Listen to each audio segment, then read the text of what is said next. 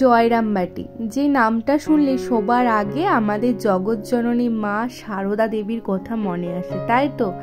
আশা করি আমার যারা ব্লগ দেখে অনেকেই জয়রামবাটির কাছাকাছি বা মায়ের মন্দিরে অবশ্যই এসেছেন। যারা আসেননি তারাও অবশ্যই আসবেন, খুবই ভালো লাগবে। এমনই একটা জায়গা যেখানে আসলে মন খুব ভালো হয়ে যায়, শান্ত হয়ে যায়, একটা শান্ত সুন্দর পরিবেশ। এটা কয়েকদিন আগেরই ব্লগ। তো সেদিনকে আমরা এসেছিলাম জয়রামবাটি, তখন মেলাও চলছিল আর তখন ছিল মায়ের জন্মতিথির একটা সুন্দর মনোরম পরিবেশ। অলরেডি জন্মতিথি আগেই হয়ে গেছে, তার 2-3 দিন পর এসেছিলাম। তো ভীষণ জমজমাট, শীতকালে তো প্রচুর লোকজন আসে বাইরে থেকে, আর সুন্দরভাবে সাজানো গোছানো চারিদিকটা এখন ফুলে ফুলে ভরে উঠেছে। তো আমি, বোনেরা, মা, কাকিমা, বোনপোরা, দিদিরা সবাই মিলে দারুণ মজা করে এসেছিলাম, আর সত্যি খুব ভালো লাগছিল। আর এইরকম 1-2 দিন বা ছোট্ট কোনো কয়েক ঘন্টার জন্যও যদি একটু বাইরে বেরোয় না, মাইন্ডটা অনেকটাই রিফ্রেশমেন্ট হয়। তারপরে তো মাতৃমন্দিরে সমস্ত কিছু দর্শন করে তারপরে চলে আসলাম সিংহবাহিনী মন্দিরে যাওয়ার রাস্তাতে। দেখতেই পাচ্ছ, এটা সিংহবাহিনী মন্দির যায়। মাতৃমন্দির থেকে ঠিক বেরিয়ে এসে বাঁ দিক দিকে গলি ধরে যেতে হবে সিংহবাহিনী মন্দির। তো এখানে অনেকবারই এসেছি, তো তোমাদের সাথে এর আগের চ্যানেলেও ব্লগ শেয়ার করেছি, এই চ্যানেলে করিনি মনে হয়। তো যাই হোক, তোমরা চলো দেখতে থাকো, আশা করি অনেকটাই ভালো লাগবে।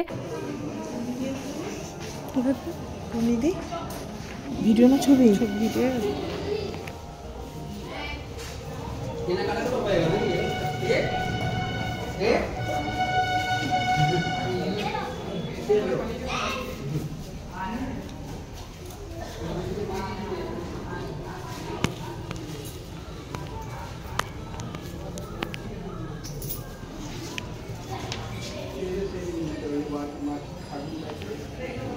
সাদা হয়ে যায়।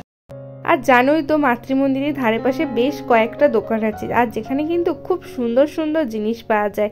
আর জানি দামটা অনেকটাই বেশি, তাও লোভ সামলানো যায় না। এখান থেকে 2-3টে ব্যাগ নিলাম আর কয়েকটা শোপিস নিলাম। আচ্ছা, আমার মতো তোমরা কে কে আছে যে বলো তো, যে জানো দাম বেশি তাও জিনিস কিনে ফেলো? আমার তো জিনিস কিনতে বেশ ভালো লাগে। সিংহবাহিনী মন্দির থেকে বেরিয়ে আমরা সোজা চলে আসলাম মেলাতলাতে। যদিও মন্দির থেকে মেলাতলা দূরত্ব বেশ খানিকটা ছিল, আমরা যেহেতু টোটো করে গিয়েছিলাম তাই কোনো অসুবিধা হয়নি। তো এখানে এসে টুকটাক কিছু কেনাকাটা করলাম। আর আমার না এই বেলুন খুব ভালো লাগে দেখতে, বেশ সুন্দর লাগে। আর আমার এই সূর্যমুখী ফুলের মতো বেলুনটা দারুণ পছন্দ। অনেক দিন থেকেই ভাবছিলাম এবার যেখানে মেলা দেখতে যাব অবশ্যই একটা কিনবো, তাই জন্য আমার ছোটদি আমার এটা কিনে দিল। দেখো কতটা সুন্দর দেখতে। তো ফার্স্টে ভাবছিলাম যে যেগুলো বাতাস দেওয়া নেই সেগুলো নিয়ে যাব, তারপরে ভাবলাম যে যদি লিক থাকে তখন পুরোই লস হয়ে যাবে, সেই জন্য আর ওইটা নিলাম না। ওই যেটা ফোলানো ছিল তো সেটাই নিলাম।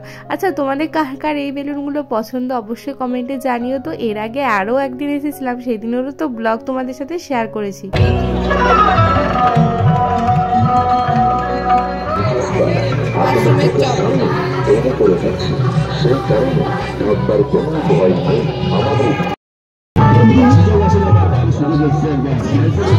কিছু টুকটাক কেনাকাটা করে তারপর মেলাতলাতে চলে আসলাম খাওয়া দাওয়ার জন্য। আর মেলাতলা এসেছি, খাওয়া দাওয়া করবো না সেটা তো হতেই পারে না।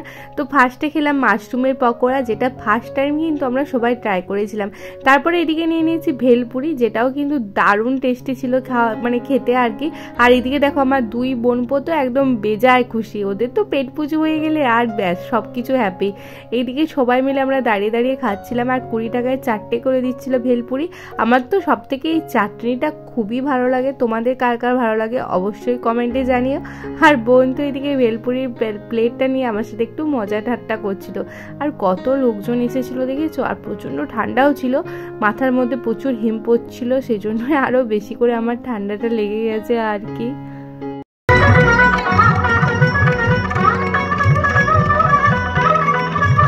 মেলা এখনো জমজমাট, অনুষ্ঠান চলছে, প্রত্যেক দিনই কিছু না কিছু অনুষ্ঠান হয়েছে। আগের দিনের মোমোটা এত ভালো লেগেছিল যে একটু পার্সেলও করেছিলাম। মেলাতলা থেকে বেরিয়ে এরকম রাস্তার ধারে একটা টি স্টল ছিল, সেখান থেকে আমরা সবাই মিলে চা নিয়ে নিলাম। আর এই ঠান্ডায় আদা চা খেতে বেশ ভালোই লাগছিল।